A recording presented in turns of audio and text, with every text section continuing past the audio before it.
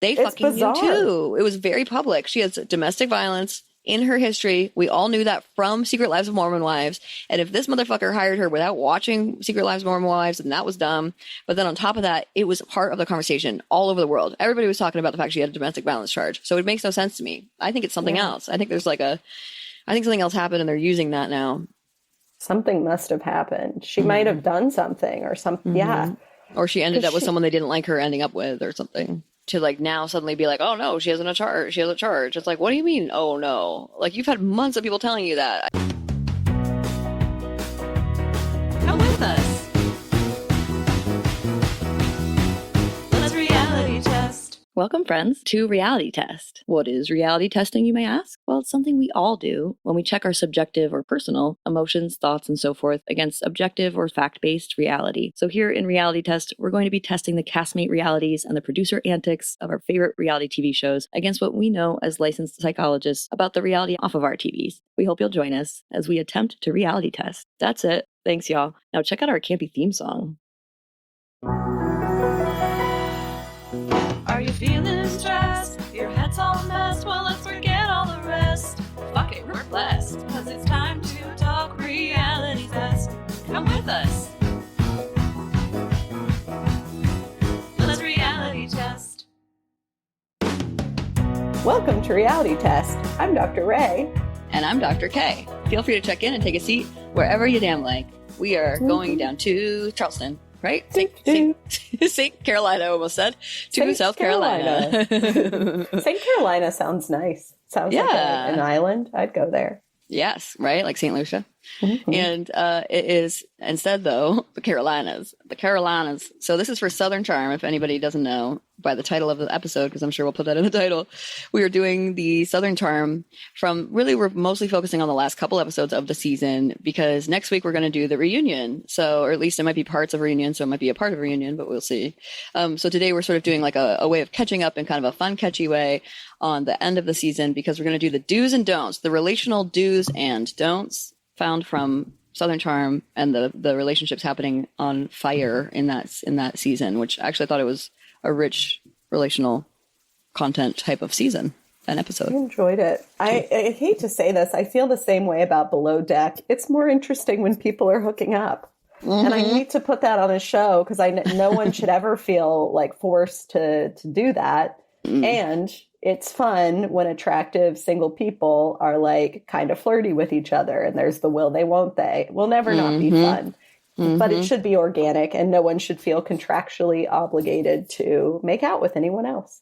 So it's kind of complicated. Glad it happens. Seemingly organically, ? I don't know. Exactly. I definitely think it was organic because I think Sally is in her embryos on fire stage. She's in her heat of the ages. She's in heat. I kind of feel like she would make that joke to Austin. Exactly. That lane of her, the horny for Austin lane, cracks me up. It is pretty funny. It is really funny. It is really funny. And I think it's right. We both said that too, that we like how she's so ballsy about it, kind of how she's so gutsy. And I think, and also I would say then it's interesting because then she does also have the other part of her that does actually just wants to be in love with them. She's saying, it's not really just about the sex. And I think that's the part that speaks to the baby's part, the embryo on fire part. It is about sex, but it's also about sex in a relationship where then she can have a baby. So cute and sad and hard because both of those are not your guy. They're not your guy. No. Yeah. Austin could be. I think he wants to settle down. I think he's maybe 1 to 2 girlfriends away from settling down. That's my theory on Austin. Who knows that's about a good the rest theory. of them. Yeah. But that means that it's not Sally. It won't be with Sally. I don't think she's that for him. I think even if he were the 1 to 2 girlfriends from now, I don't think it would be with Sally, unfortunately. They have this image of her that's awful and terrible and incorrect, but they just do. They have this image of her as that, good time girl kind of, actually, speaking of that. Part of me feels like maybe he likes her a little more than that, but maybe not. I just don't know. I think he maybe likes her a little bit. I think he respects her more than that. But I think that that's still the image at the bottom of it, at the baseline that is fueling for each of them. I think that's why Craig probably would have no problem saying that that's why, honestly. But that was definitely Craig's energy around it. And I could just see that ultimately, as much as Austin's far more respectful, I think he still is affected by that, even if he doesn't know it, even if it's subconscious. Yeah. It's a bummer. It's our fucking problematic patriarchy we are in, friends. Mm-hmm. Not that we ever talk about patriarchy on this podcast. No, it doesn't come up. Not us. What's that word you said? I'll Google it later. Patronizing. So, well, to that effect, also, we're going to do our, our thing next week. So we're going to do like reality check. We could do a brief check-in if you'd like today, but we're going to do reality check next week when we do the reunion, because we also are a little crunched for time tonight. So thus we are a moving and a grooving, and I'm going to do my check-in first because we were just talking about it and I'm excited about it. And I applied to be on the Traders. Applause. I'm excited. It was actually really fun. I decided to do it because my husband and I were watching the last of it, and they had that title card come on that said that they were still hiring, if you will. And I thought they had finished with that a long time ago. So I sort of was like, oh, they're still like waiting. I was like, well, then that's sort of my sign. And they even said there was a May 10th or March. I keep doing that. There was a March 10 due date, but it turned out they extended it to the 20th. So then that tells me they're really actively still looking.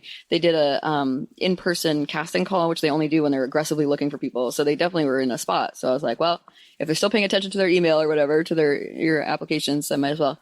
Had so much fun. I made a little video. I'm excited about it. So who cares? I probably won't even get it. Well, let me say the likelihood is low because there's so many people applying, but I'm so excited anyway that there's a small possibility to even get to the point of being like an alternative or an alternate, I should say, is cool because then we'll have some inside knowledge about what some of that stuff is like, and I'll report back, of course.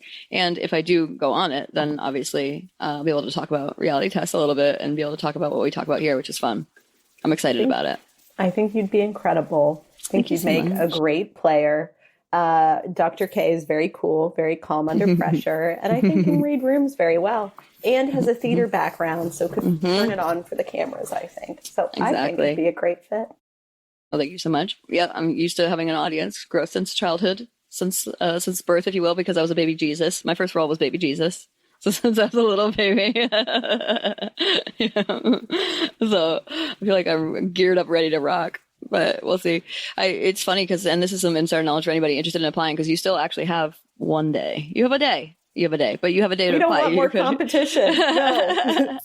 You know what? By the time this comes out, they won't. So never mind. That's true. That's true. But in the future, if you ever apply to these kinds of shows, I was tricked a little bit because I made the video, which took a long time to begin with, and then you hit submit, and then it brought me to a whole other page of like fucking exceedingly high number of questions, and not really, it's probably like 8, but it felt like a lot, and each of them is such a good opportunity to build in some more information about yourself and more personality and more storytelling, because they obviously want to know you can tell a story. So it just meant that it gave me great opportunity, but then I was like, oh wow, I have more work to do here. So I ended up writing 10 single spaced pages in response to the total number of questions, just to like be able to fit some more things in there. Obviously it is broken down. It won't be, that sounds like a little bit much. I wouldn't want to read that if I wasn't a producer, but it's broken down into those questions. They're actually just like paragraphs. So yeah, I don't know. Fun. Keep your fingers crossed, everybody. Maybe like spam somebody for me. I don't know who that would be. Apparently, my mom just told me tonight that my brother has met Alan Cumming too, because they were at a fundraiser together in New York City. I was like, well, maybe I will. Except, you know what? Who cares? Because Alan Cumming's not a casting director, so I'm sure he has no say. But my mom with her waspy background. Yeah, right. My mom with her waspy background was like, she's such a name dropping kind of person. So she was like, just tell him, and then he should tell him, and then and then you'll be on the Traders. Exactly. Amazing. Exactly. I kept being like, Mom, he's not a casting director. And she's like, it doesn't matter. I'm like, it actually matters. So they have to like be in that conversation. They have to like be there for that. But it that's all right. I know, right? I was sort of like, well, it doesn't hurt. I'll just send it to him anyway. I'll send him my video anyway and see if my brother wants to nibble on that as an option. He and I both were like, oh wow, I just heard something fall above my head in my son's room. I heard that too. Did you too? Actually. Wow, that's interesting. Yeah. Okay. Are you okay? Okay. Yes, everybody's fine. Oh, yes, what I was saying, yes, my brother and I both being raised with that, being embarrassed by our mom being like that. We both are like very anti that. But because now my brother's lived in New York City for so long, he's had to admit that actually that kind of comes into play sometimes, Damn. Calling on your network, if you will. So maybe he'll do it. Hey, if Alan Cumming's in your network, I say make that call. I agree. Let's see how close I got. I did name drop my little David Sedaris story in my application about how he's the one who gave me the language for bonus mom and bonus grandma in a conversation with David Sedaris sitting on a couch in New York City in a bar because my brother's friends with him. So did I know your brother is friends with David Sedaris? That is I actually don't think I've told you that. Yeah. They're like very good friends. He like came to my brother's 40th birthday. That's why he was there. Yeah. He was there for my 40th birthday party. Yeah. His 40th birthday party at the bar. And we were just sitting on the couch together, like schmoozing. I didn't really know who he was. And he was sort of telling me about how he gets letters from people in prison. And I was like, why? Like, what do you mean? And then he's like, well, they want me to write their book. And I was like, oh, I've never actually looked up what you look like, but that's who you are. You are David Sedaris. So funny. Like his books are hilarious. Yeah. Oh my gosh. And I knew he'd be there, but I didn't put together like who or what, where he would be or what he'd look like. Yeah, it was great. It was a great conversation. And so I was telling him about my husband and so forth and I was like, yeah, so I'm a stepmom. He's like, bonus mom. I was like, oh yeah, you're right. Bonus mom. Love that. Yeah. I love that so much. Yeah. So that's why I say that. Also, it turns out other people do too. So I don't think he made it up, but I like that he gave it to me. I'm obsessed. Forever credit him with it. Thank you, David. Thanks, Dave. Thanks, Dave. Thanks, buddy. We know you're listening. Exactly. I don't know if we had the podcast yet, but if we did, I totally would have name dropped it too. And I feel like he maybe would listen to it. He seems like that kind of person. He's very like curious, and he was asking me about how my brother was growing up, and it was very cute. Yeah, he's like adorable. It was really cute. I love it. Is your brother friends with Amy Sedaris? I mean, he's met her, but I don't know if they're he would say they're her Instagram cracks me up. She's so funny too. I know. And she's the one I actually knew way earlier than David Sedaris. David Sedaris also, he has like a pet fox. Did you read some of those things he has about a fox that was, I think he wrote for the New Yorker maybe about it or something, but he used to send Jerry my brother, pictures of the fox at his door because he had like a fox he became friends with that would come to his screen door. And yeah, it was really cute. So I used to hear about that first before I found out that was David Sedaris. Like I knew about that more. Yeah, it's kind of fun. Anyway, name dropping. Look at me. Look at me wasping. Love it. So tell me, what's on your heart and mind today, dear Dr. Ray? Well, Jazzy is, I'm going to name drop my dog because I have some things about her. She is starting beginner agility this weekend. Amazing. And I didn't tell you this actually, but she got second place in her pre-agility competition. Excuse me? I was so proud of her. Oh. She is, have I talked about Jazzy on the pod? Probably a little bit. She is a genius, and she has a lot of behavioral issues. She's a bit of a sociopath, but I love her unconditionally. But yeah, she's really good at agility, and we actually would have gotten first.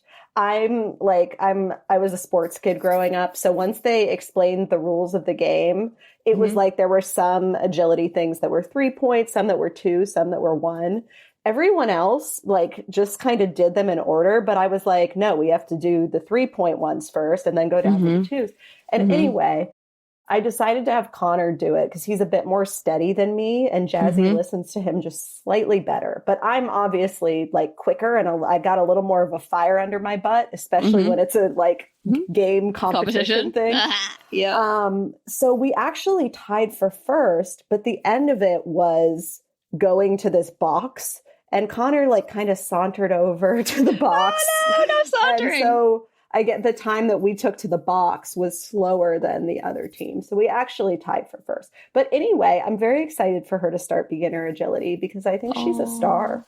I really do. I was all in when she got second place. I was like, I'm going to be one of those people, best in show kind of shit. I'm so into this. Yeah. Oh my God. No. I'm so excited for you because this is putting together so many things that you like. Competition, relationship, animals, and also your specific animal, Jazzy. I'm obsessed with her. Oh my God, I love this. Congratulations to her and to you because it does take both of you. It's not just her. Yeah. No one else was playing the game. And I was like, y'all are missing out on a great opportunity here. But I think the teacher was both like, well, someone used some strategy. And I was like, yeah, why wouldn't you? You put points on there for a reason. Yes. What do you think that's communicating to us? Yeah, exactly. But anyway, I think she's going to do great.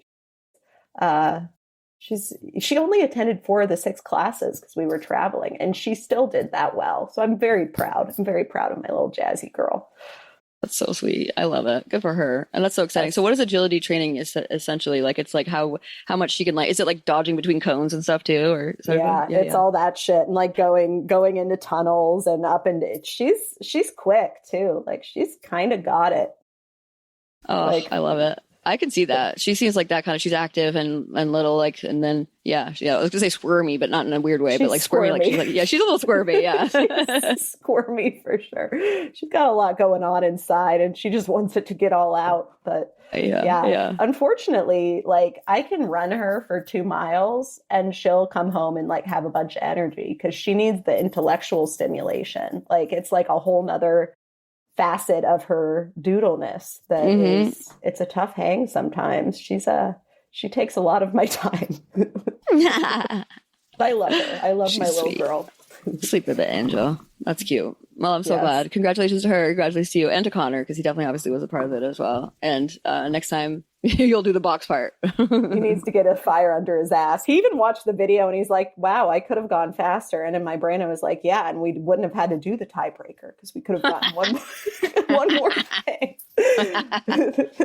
Sorry, but anyway, I know. You did a great job. You did a great job. It's good to have a calming, stable presence in a 30-second agility. No, he did great. He did great.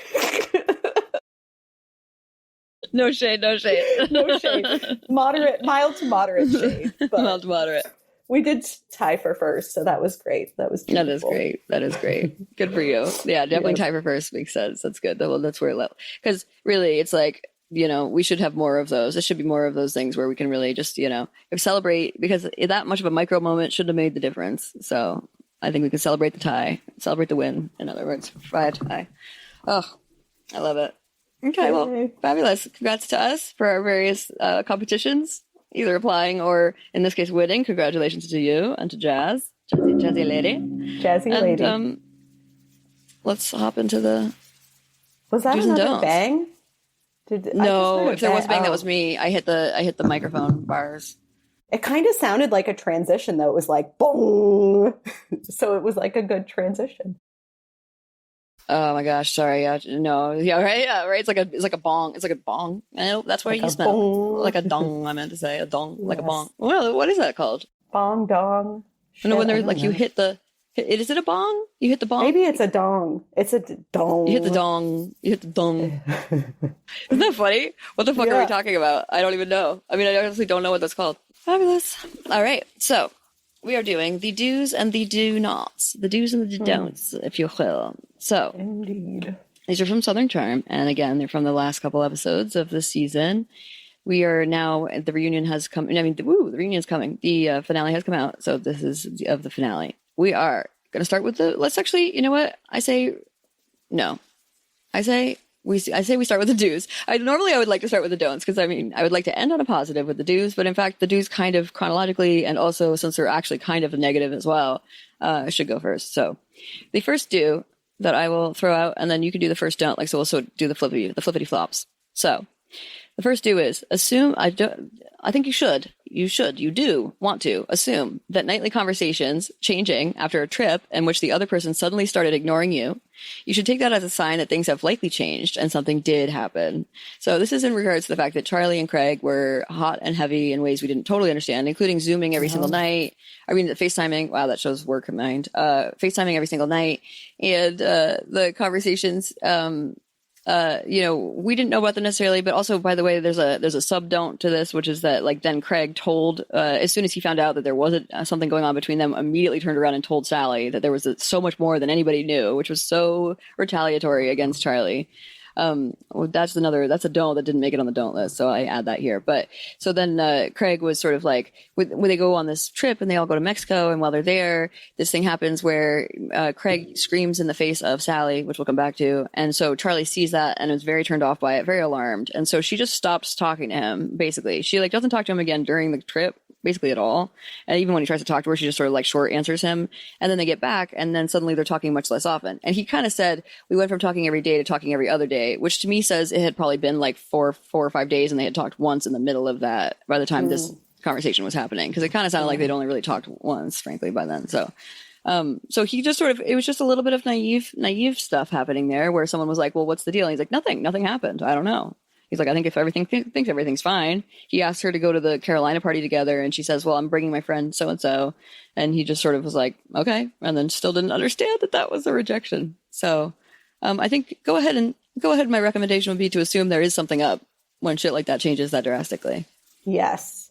Now that we're talking about it, I'm like, maybe he's just not used to being rejected. Definitely so he just doesn't know. Mm-hmm.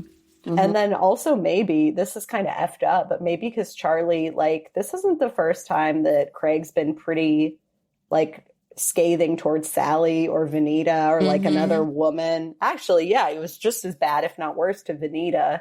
Well, depends on how you frame it. And no one really made a thing of it. So maybe he didn't assume that she would find his behavior troubling. No, totally. I think that's exactly a great point. The whole point, and then Charley says it to her mom. She says, everybody doesn't tell him. She's like, nobody tells him this because they don't think it's going to make a difference. So he's not hearing it. You're right. He has no idea that his behavior is fucked up. I mean, and then that gets into the Austin of it all, which is one of our don'ts as well. So yeah. But then a don't. He's a don't. He's just a don't. For everyone but Sally. He's big do for our friend Sally. He's a big do for Sal. Yeah, totally. But this is good because this actually communicates. This segues nicely into the next do that you'll give us too, because part of it is not all. It's not all entirely on Craig, but yeah. So no. Tell us. Address the elephant in the room, even if you don't feel responsible for giving feedback when it comes to your own dynamic and why you backed off. So, like, Charley, like, the way she went about this was very confusing, I think, to Craig, kind of to me. I bought that she was upset by that, but I didn't totally. Like, it was kind of weird. Like, maybe she just wanted her hero arc. I'm not, like, I know that sounds cynical, but she's put up with a lot. Maybe this was the final straw. Maybe there's a lot that she was thinking that we don't know, and then it'll come out at the reunion. But regardless, she probably should have said, hey, like, what you did upset me. And like, I expect an apology for you, or I'm going to back off because this gave me the ick, or whatever. Like, the way she went about it was quite confusing and avoidant, and exactly not the move. No. Yeah. It shows that she's not very good at sort of, I don't know. It's interesting, right? Because we do see her be good at standing up for herself, but she's very good at apologizing and repairing. But yeah, this is a version, I think, of giving feedback she's not used to doing or something, because she definitely was not jazzed on it. Even as her mom was like, this is a really important conversation for you guys to have. She was sort of like, nah. Yeah. So I think basically, yeah, I agree. I think that it would be good if she, I understand in some ways why she didn't. And I think it might be good if she was able to sort of say, hey, because the big thing is, her saying, I don't want to be the one. I shouldn't have to be the one to give him feedback. I hear that and agree with that. However, you do have to be the one to explain to him why you are not now talking to him, because that's not something somebody else should be explaining. So, yeah, you do have to be the one to just, and like have to, quote unquote, have to, right? There's some certain instances where it doesn't make sense to give feedback to somebody, or if you're unsafe, or if you're worried about your safety. And I do get that. And I also think the conversation she did end up having with Craig was very good. She did end up telling him, no go for me. And he said, okay, let's be friends. He did try to do his Craig charming thing, and yeah, I don't think we can just be friends. It was kind of cute, but like, he's a good-looking man, which is tough. But he's really awful sometimes. It's really icky. Yeah, he doesn't see his own, like. So we were talking about this a little bit off camera too. It's like, there are there's a wide range of types of angry folk, and also what that can look like. And it's not just that with him. It's like there is the anger, and there's also it's that it's unprompted often, and that it's also like he is not aware of it. Like he acts like he is, but he's not. He doesn't get what that's like, and he doesn't get that, like, people are sort of like, dude, not fun to be around, guy. Like, figure it out. He doesn't seem to really want to work on it. Which is why immediately when he had that conversation with Austin last season, when he was like, it's my alcohol use, it's about my drug use, I was like, bullshit. I called it that at the time because I just know he doesn't see it yet. He doesn't actually. He's not committed to actually changing a darn thing about it. Nope. Once drinking served him again, he was right back in there. Exactly. Yeah. I call General general bullshit on his ability to spot his own stuff, and therefore, she should have to tell him. Unfortunately, she shouldn't have to, but she does kind of. She has to in this case because he just doesn't see it. He didn't see it at all, even with her sort of giving him nonverbal feedback through absence. Her absence was her feedback. Your distinction is really good between what's her responsibility, their shift is her responsibility, even if she feels like these men won't even tell him. How is little old me supposed to do it? But it's like, no, like y'all were talking a lot. It sounds like you should probably do something about that. Yeah, exactly. I agree. Yeah, you should probably do something about it. There's something where it's like, I think I wonder if that's part of it, actually. As you just said that, I was sort of thinking, like, maybe she doesn't know that we know how much they were talking, because she didn't know he told us that, obviously, because he told us off camera, but then also told Sally, but not her. So at the time that she's telling her mom, like, I shouldn't have to say anything, maybe she's living off of the reality of, like, all of us not knowing quite how close they were. I don't know. Just either way. Effed. Yeah, right. Yeah, that's not great. She should, she's still responsible to it because it did actually happen, whether or not we know. Yeah. Okay. So the last one, though, is we will give her a bone because the other thing is she does really quite have the EQ down. I mean, I was saying to my husband that I think that she should really be with Whitner. Like, I have two thoughts. One was I was like, she should be with Whitner because he has the EQ. And then I was like, no, Whitner should be with Molly because they're both extremely neurotic. And so I think the two of them with their neuroses would actually be adorable and they'd be able to check each other's shit a little bit more and both feel like welcome in it. And they're both liberal. And so I think actually Whitner should be with Molly. And I think that Charley just needs someone else with that kind of EQ, a little less neurosis.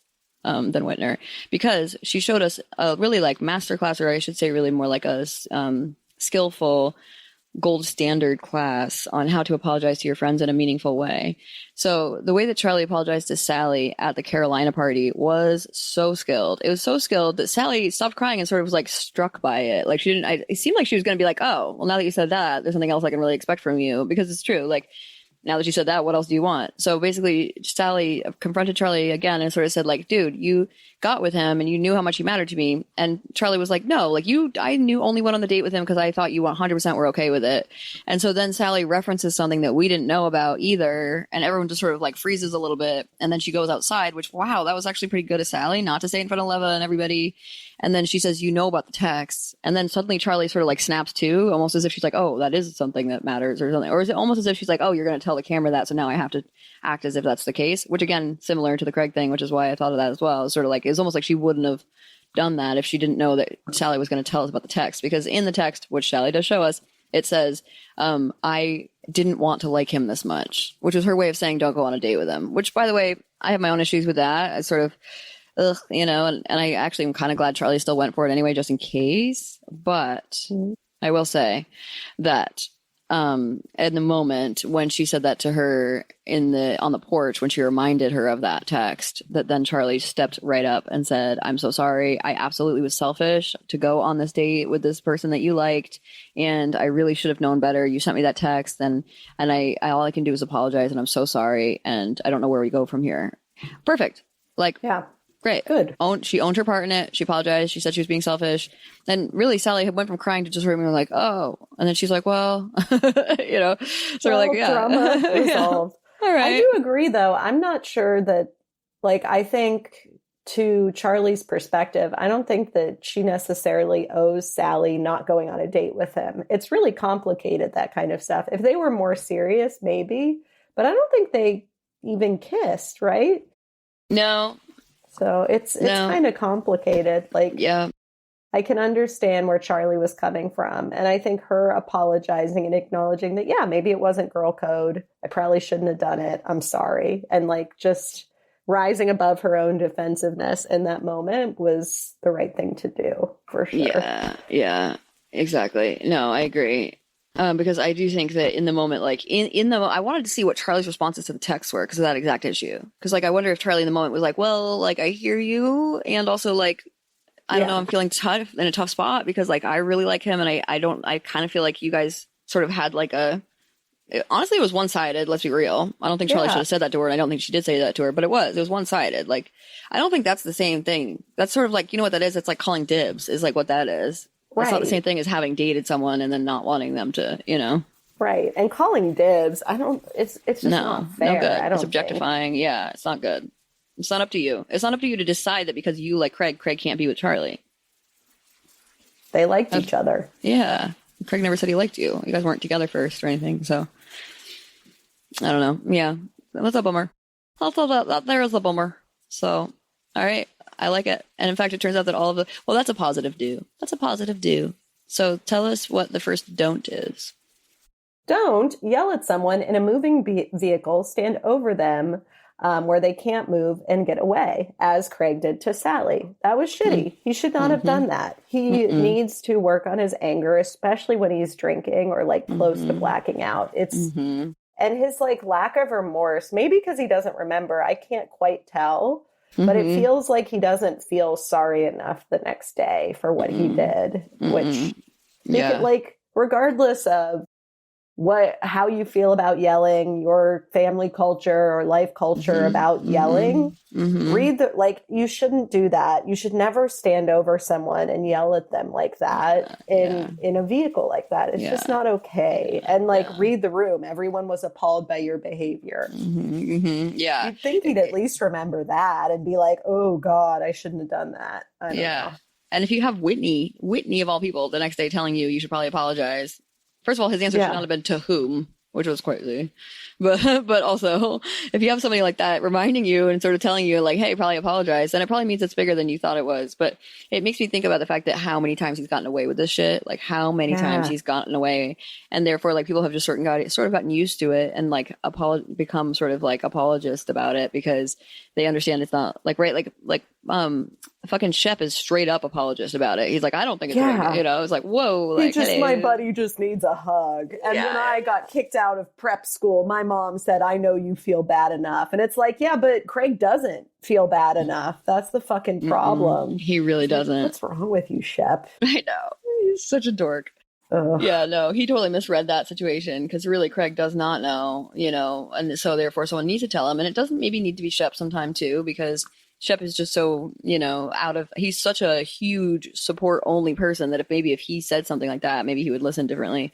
But certainly I think Charley telling him helps, but I don't think it does enough because I think also he still is going to see that as sort of just like, oh, Sally's the problem. Sally got in the middle. Sally's so he'll blame Sally. But yeah, the thing is like, him yelling at her, him calling her a loser, like that's fucking rude. He shouldn't do that. And also the problem is standing over her, yelling in her face with his hands, emphatically with his hands, and not letting her go anywhere. She can't leave if that's the case. We're in a car.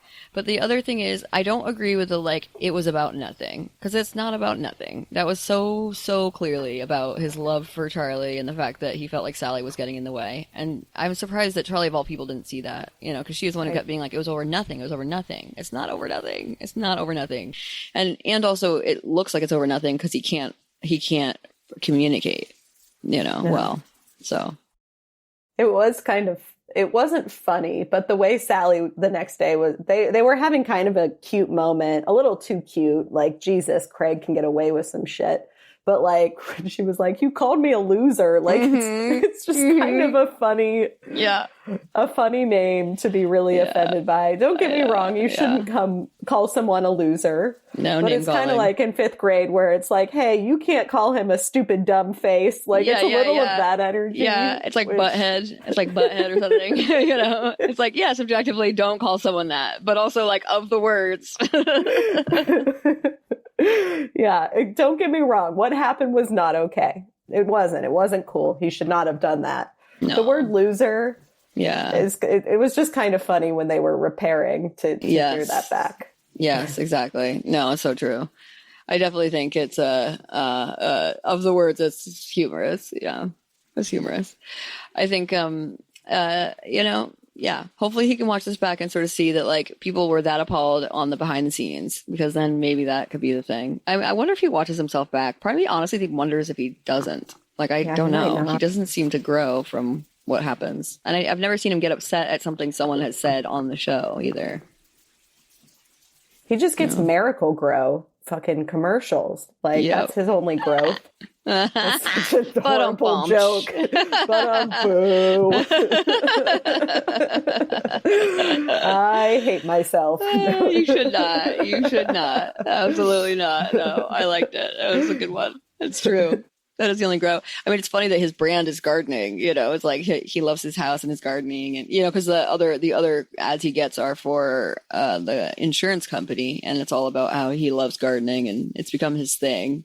And Jake from State Farm says, "Well, everybody needs a thing." I'm also kind of obsessed with how Madison like low key shades his like Martha Stewart image. Like, you know.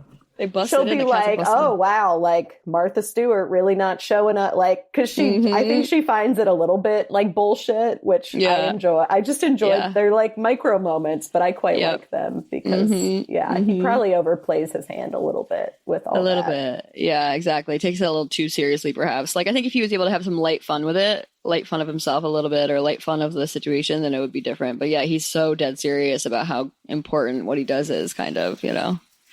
And probably most women do it better than him. Right. There's a little sexism in there, but yeah. Oops. It's not even sexism. Actually, what it is gender bias. Because it's not sexism, it's against men. Yeah.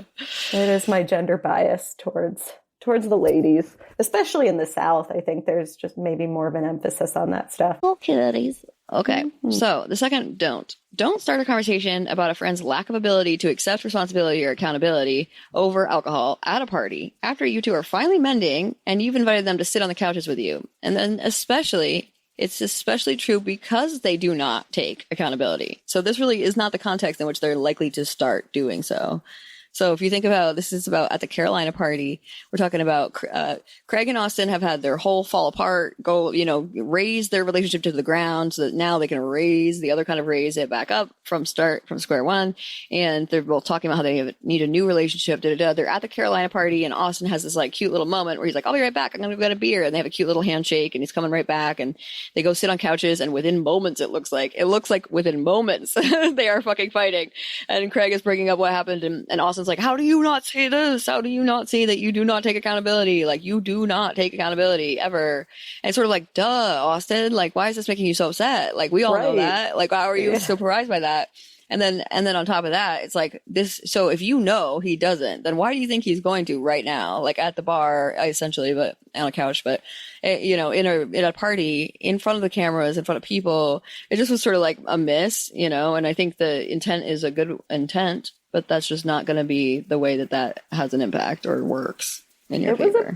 It was a bizarre move. It felt like every episode they were getting in a fight, like every single episode, and then repairing. Like that was the whole season. They did it like 4 times, maybe, maybe 5. It was like, why are you doing this right now? Just take the W. Yep. Exactly. It's so silly. It's like, what do you both have such different, I don't know. It's like, what is it their expectations of what it's going to look like? And like, if that's the case, then who cares? Like, who cares if it doesn't look exactly, just like get whatever semblance of a friendship back on deck. And that's all that really matters. It doesn't need to like look like it used to. It doesn't need to look new. It doesn't need to look anyway, just try to just live it out, find out what happens. They don't need to say everything they think to each other because they've already said it. It's out. Yes. It's all known. Like try to rebuild, maybe like build in some positive experiences again. Yes. Remind each other of what you fell in love with. It's kind of like couples therapy stuff. Yes. Find the love again. The love again. The building blocks. And it's so true. Like what likelihood is it that they're going to want to actually repair if they keep just living in the negative, like, or living in the like talking about doing it? It's like, just get out there, have some good positive experiences, and then you can build from there. Yeah, don't keep shooting yourselves in the foot. It's very, I feel like Austin, I didn't know, because he's a little more emotionally intelligent, or he's getting there. It really was like why did you do that? Did a producer tell you to do that? Or like, I don't know, because it just felt like a weird move at that phase. It was so weird because it was so positive. It was like, oh, look at them having a cute little moment again. They're having a new experience. And then suddenly he's like, why? And even Craig was sort of like, okay. Like, it was so mismatched. And then he went off still yelling about it to like, I guess it was maybe Whitney or something. He's like, Craig's crazy. He's like, Craig's off the rocker or something like that. I was like, what? Like, I hear drunk, you, but maybe. like, yeah, exactly. That's really what it is, right? Is the drinking part, and that goes back to speak to the same issue here, where it's like same thing we do with Craig. It's like when you drink, you're more likely to get angry and activated easily, and so if you know that about yourself, don't start a heated conversation during that. It's like minimum, but also maybe just don't drink a whole lot if you get angry like that. Yeah, if you're kind of an asshole, it's probably not like drinking's supposed to be fun. And if you're not having fun experiences, maybe you shouldn't do it so much. I don't know. Probably not. Probably not the move. Not. My vote I joke that there are some people in my life, particularly in my family of origin, who are just like not that good at drinking. Like they're just kind of bad at it. Yeah. They don't have fun. Yeah. Well, because they say, there's those 7 types or something of drunks. There's like jocund, morose, whatever. Those ones. Have you heard of that? I haven't heard of this. I got to look it up. It's actually, it's interesting. But like, it's like people have like the types of alcoholics because they have different ways of some people get sad. Some people get angry. Some people get whatever, jocund, which is joyful, I suppose. Okay. So like, I'll just write jocund because I wrote types of alcoholic and it went young adult subtype. No. Not that. Typical alcoholic. Give me jocund is, I misspelled jocund in my thing. No. I said I didn't misspell it. Thank you very much. Whatever. I'll just find it out for another time. But actually, I'll make that my study for next week because I do think actually it's interesting. And I've been thinking about that while we were talking just now about that because there's like jocund, morose, and some other shit. I actually almost think that there's some that rhyme with jocund, but now I can't think of a single word that rhymes with jocund. So, okay. They're not official. It's a great word. I'd never heard it. Yeah, I know, right? It is. It's a good word. Yeah. That's interesting. So I put that, and then it goes to opium and opium appetite with notices of alcoholic tendencies. What? Oh, It's nothing to do with what I'm talking about. Wackadoo. Anyway, I'll come back. I'll come back to you. I'll circle back around once I have more information for you. Love it. So our final don't, we have alluded to this, but don't say to your date whom you've told how to dress and no, we haven't alluded to this. At all. This is brand new surprise. No, I was thinking this was the Charley thing, but it's not. So don't say to your date whom you've told how to dress and who is brand new to the social group as you near the party door and while on camera. Now the question is, are we underdressed? Yeah. Did you notice that? Great. I was like, what the fuck, Shep? Like, if I was Shep's date, I'd be like, yeah, brand new chickie. She's Vanita's tennis teacher, fair, but she's new to this group at large. She's new to the group at large in general. She's new. And you're walking up, having told her how to dress clearly, because she goes, it's your fault if I am underdressed. But clearly he told her how to dress. They're walking up and he goes, well, now the question is, are we underdressed? Like, what the fuck? Are you trying to make her feel insecure right before going into this? Like, and obviously he's not trying to, but he didn't think that through, Yeah, you think maybe, right? Maybe he doesn't want her to not show him. He definitely doesn't want her to be more liked than he's liked, I'm sure. Yeah, maybe he was nervous because of what happened last year. I don't know, or subconsciously or something. Yeah, could be. So he took her down a fucking whole ass notch, and then I think she totally handled it like a boss, and it's fine. But still, if she wasn't a 37-year-old, like honestly, I would have wondered if she would have been able to handle that the same way, because I just sort of was like, wow, that's rude. Because it's not like we all haven't had those moments, and I understand the instinct. And I understand the instinct if he wants to say that by himself to the camera because he's thinking that, sure, but don't say that to the date whom you told her how to dress, and then like fucking make her feel insecure about how she's underdressed right before she walks in. On TV, maybe for the first time. I don't fucking know. But like that's a big it's a big moment. Big no on Shep's part. And he just thinks he's so funny. It's like, that's not funny. That's a dick move. He's kind of losing it's kind of like the Carl Radke effect. Like the former like cool guy who's aging out. Sorry, he's an nerd alert now. So I'm really glad you made that comparison because I've been thinking about Carl the whole season with Shep. But just even the way he looks, honestly, even the way he looks, like he kind of feels like he's getting like the lanky, the tall lanky getting out of fucking, whatever. I think his height probably has been a big part of why people have liked him so much historically, and also his money, of course, and fame. But there's something about now crossing over into this stage of life that I don't.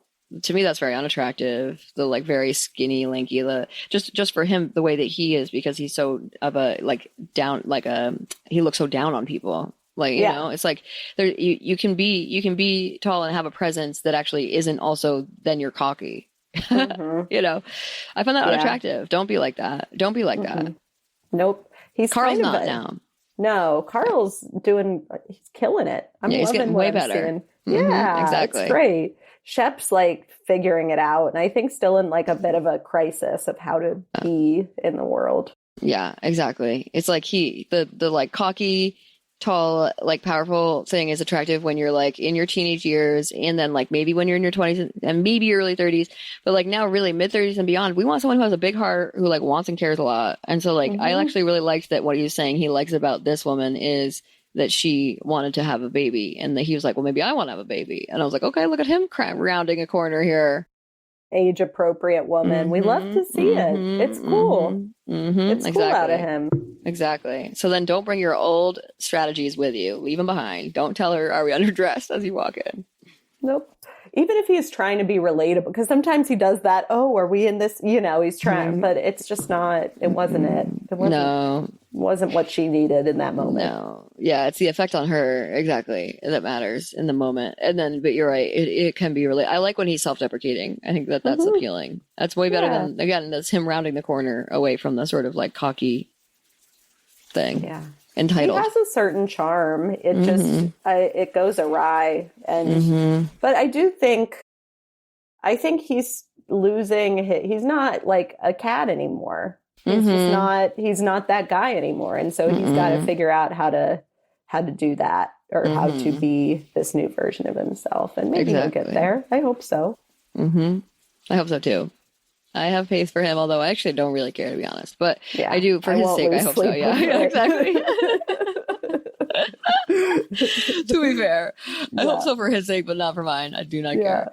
But no, I mean, I think he's still going to like places like BravoCon, getting wasted and sleeping with fans. Like, I think he still is trying to, you know, get his seed out there, if you will. So I think it's time for him to sort of see that as a new era, re-emerging in a new era with maybe this young lady that is very nice and sweet. And I mean, it's funny that, like, I don't know, the 37-year-old, dude, how funny was that conversation just briefly between her and Molly, where they're like, I'm 37.